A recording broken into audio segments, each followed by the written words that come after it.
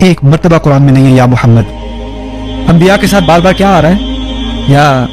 یا نوح، یا آدم، یا ابراہیم، یا زکریا انا نبشرک بغلام، یا عیسیٰ انی متوفیک ورافعک الی.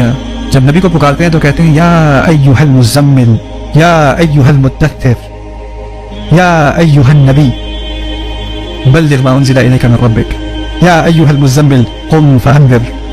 سبحان اللہ، ان کو نام سے ہی نہیں پکارتے. اچھا، ان کو نام سے وہ نہیں پکارتے. جب نئے بدو اسلام میں آئے، قبیلے اسلام میں آنے شروع ہوئے حدیبیہ کے بعد، تو ان کو اسلام کی تہذیب کا کچھ علم نہیں تھا.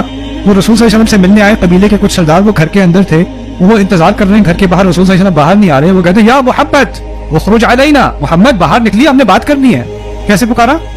یا محمد. اچھا، یا محمد کے الفاظ میں کوئی بے ادبی نہیں ہے اصلاً، کیونکہ یا آدم، یا ابراہیم، یا موسیٰ، یا عیسیٰ وہ تو قرآن نے بھی استعمال کیا ہے. لیکن جب عام مسلمان نے رسول صلی اللہ علیہ وسلم کے لیے کہا یا محمد اخرج علینا، قرآن کی آیت نازل ہو گئی لا تجہروا له بالقول كجهر بعضكم لبعض ان تحبط اعمالكم وانتم لا تشعرون. تم ایسے ان کو مت پکارنا جیسے تم ایک دوسرے کو پکارتے ہو.